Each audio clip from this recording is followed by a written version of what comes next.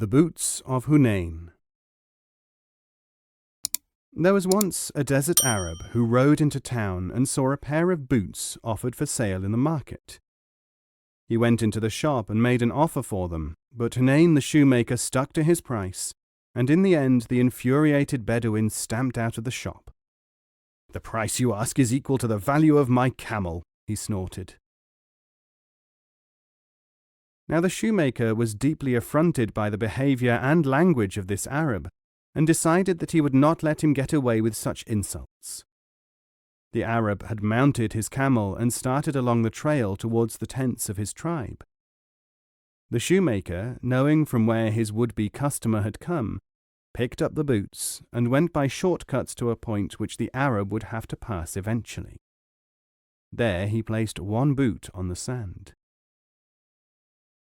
Then the shoemaker went a mile or more further along the road and dropped the other boot, hiding himself to watch what happened, for he had a plan. Presently the Arab came along and saw the first boot lying on the ground. He said to himself, "That is one of the boots of Hunain the cobbler. If only it were a pair, I would be able to get down and take them away for nothing." And he went on his way. After all, what was the use of one boot?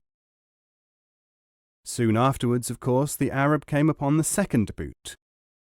He thought, "What a pity I did not take up the first one, then I would have had a pair." Then it occurred to him that he might go back for the first boot, then he would have them both. The Bedouin was some way from his own tents and did not want to tire his camel, so he hobbled it and ran back to the place where he had seen the first boot. The shoemaker came out of hiding, and, leaving the second boot where it was, he made off with the Arab's camel. When the Arab arrived back to the place where he had left his camel, he found it missing. Thinking it must have strayed, he made his way back to the tents of his people. "What have you brought back from town?" his fellow Bedouins asked as he limped into the settlement.